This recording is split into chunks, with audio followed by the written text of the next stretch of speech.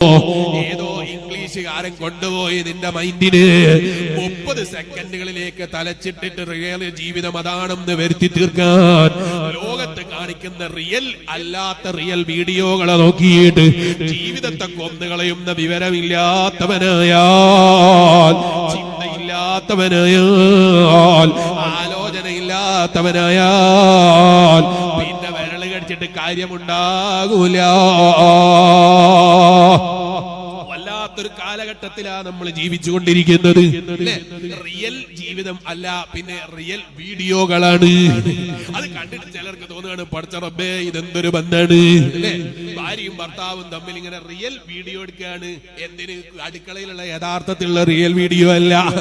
ഇതുവരെ എവിടെയാണ് പച്ചമുളക് നിറയാത്ത ഭർത്താവ്, അല്ലെങ്കിൽ ഇതുവരെ എവിടെയാണ് കാര്യങ്ങൾ നിറയാത്ത ഭർത്താവ്, അടുക്കളയിൽ വന്നിട്ട് ഭാര്യന്റെ കൂടെ അഭിനയിച്ചിട്ടൊരു 30 സെക്കൻഡ് അഭിനയിച്ചെടുക്കുന്ന ചിത്രം കണ്ടിട്ട് അവരെ ജീവിതം പോലെ എന്റെ ഭർത്താവിനെ അട്ടിമറിക്കണം എന്ന് വിചാരിച്ചിട്ട്, ഓ പെങ്ങന്മാരെ, നിന്റെ ഭർത്താവിന്റെ റിയൽ വീഡിയോ പിടിക്കാൻ പോയാൽ ഉള്ള റിയൽ ജീവിതം നഷ്ടപ്പെടുമെന്ന കാര്യത്തിൽ സംശയിക്കേണ്ടതില്ല.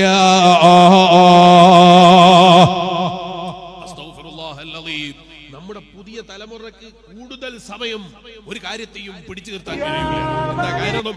അവര് മനസ്സിലാക്കിയ ലോകം ഒരു 30 സെക്കൻഡുള്ള ജീവിതം മാത്രമാണ്. പഴയ കാലത്ത് ഇല്ലാത്ത ത്വലാഖ് അധികരിച്ചു വരികയാണ്. പഴയ കാലത്തില്ലാത്ത അതിനേക്കാൾ അധികരിച്ചു വരുന്ന രൂപത്തിലേക്ക് ത്വലാഖ് അധികരിച്ചു വരികയാണ്. എന്താ കാരണം? ഏതോ പുട്ടിയിട്ടിറങ്ങിയ പെണ്ണിന്റെ ചിത്രം കണ്ടിട്ട് എന്റെ ഭാര്യ ഒന്നിനും പറ്റാത്തവളാണെന്ന ചിന്താഗതി. മഹാന്മാരായ പണ്ഡിതന്മാര് പറഞ്ഞില്ലേ, മോനെ നിനക്ക് കിട്ടിയ ഭാര്യ ഏറ്റവും വലിയ രാജ്ഞിയാണ് എന്നുള്ള ചിന്ത നിനക്ക് ഉണ്ടാകണോ? അവളിലേക്ക് നിന്റെ ഹൃദയത്തെ തിട്ടപ്പെടുത്താൻ സാധിക്കണോ? അവളെ ശരിയായ നിനക്ക് സ്നേഹിക്കാൻ നിന്റെ ഹൃദയത്തിന് സാധിക്കണോ? അന്യ പെണ്ണിലേക്ക് നോക്കുന്ന സ്വഭാവം കൈയൊഴിച്ചില്ലെങ്കിൽ നിനക്കൊരു ഭാര്യയിൽ തൃപ്തിപ്പെട്ട് ജീവിക്കാൻ സാധിക്കൂല. അതിനെന്ത് വേണം? കിട്ടിയ ഭാര്യയിൽ സന്തോഷം കണ്ടെത്താൻ കഴിയണം. അല്ല രണ്ടാമത്തെ കെട്ടിക്കൂടെ മുസ്ലിയാരെ അല്ലേ? എല്ലാ പുരുഷന്മാർക്കും ആവേശം കിട്ടുന്ന ഒരു വർത്താനാണ് അല്ലേ. ചില പുരുഷന്മാർക്കൊക്കെ ആയത്ത് വരെ മനപ്പാടാ. അത്രയാണ്, അതിനപ്പുറം അറിയില്ല അല്ലേ.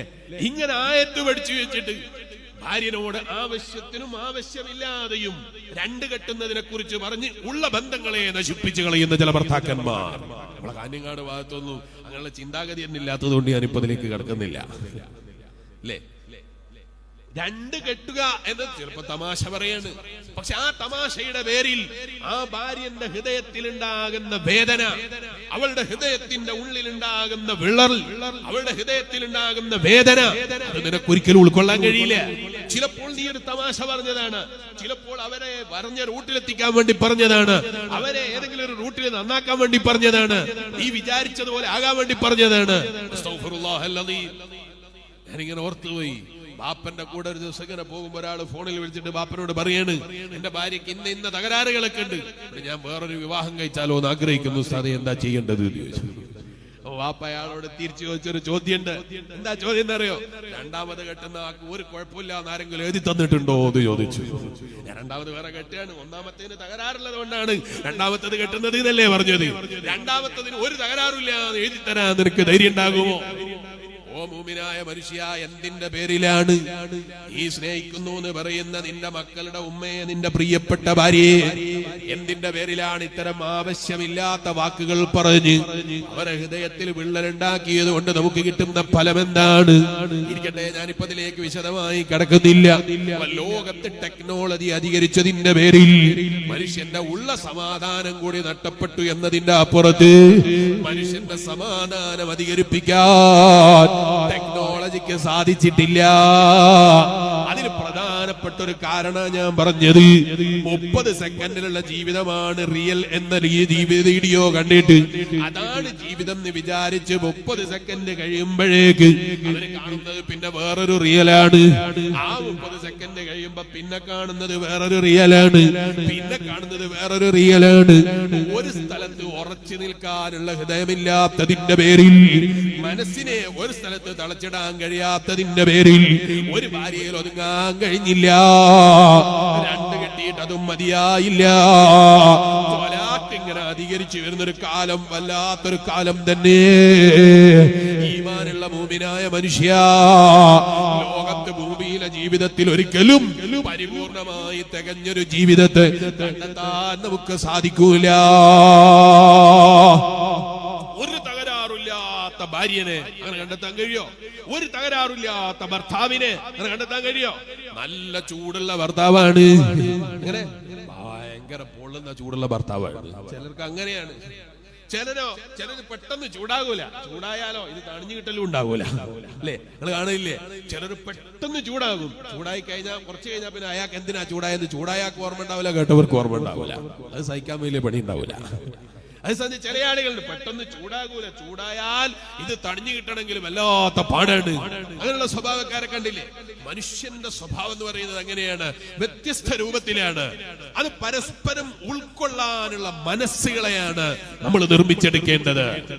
ഭർത്താവ് ചൂടനാണെങ്കിൽ ഭാര്യ ആ സമയത്ത് അത് കേട്ടുകൊടുക്കാനുള്ള മനസ്സ് കാണിക്കണം. ഭാര്യയും ചിലപ്പോൾ ചൂടാകും, ഭർത്താവിന് മാത്രമുള്ളതാണ് ചൂടാകൽ എന്ന് വിചാരിക്കരുത്. ദാമ്പത്യ ജീവിതത്തിൽ ഭാര്യക്കും ചൂടാകാനുള്ള അവസരങ്ങൾ കൊടുക്കണം. അവള് ചൂടാകുമ്പോ ഇത് അവളെ അവസരമാണ് എന്ന് വിചാരിച്ച് കേട്ടുകൊടുക്കാനുള്ള മനസ്സുണ്ടാകണം എന്ന് ഞാൻ പറഞ്ഞത്. മഹാനായ സയ്യിദുനാ അബൂ ഹുറൈറ രണ്ട് ഘട്ടത്തിൽ തന്നെ റളിയല്ലാഹു അൻഹു കീർത്തി കളഞ്ഞു.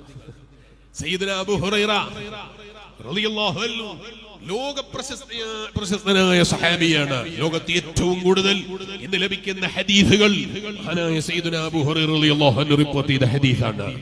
ആ അബൂ ഹുറൈറ റളിയല്ലാഹു അൻഹുവിനോട് മഹാനായ അഷ്റഫുൽ ഖൽഖ് മുഹമ്മദുർ റസൂലുള്ളാഹി സ്വല്ലല്ലാഹു അലൈഹി വസല്ലം തങ്ങൾ കൊടുത്ത ഉപദേശങ്ങളെ എടുത്തുദ്ധരിച്ചുകൊണ്ട് മഹാനായ ഇബ്നുൽ അറബി തങ്ങൾ അവിടുത്തെ വസായ എന്ന ഗ്രന്ഥത്തിൽ പറഞ്ഞത് കാണാം.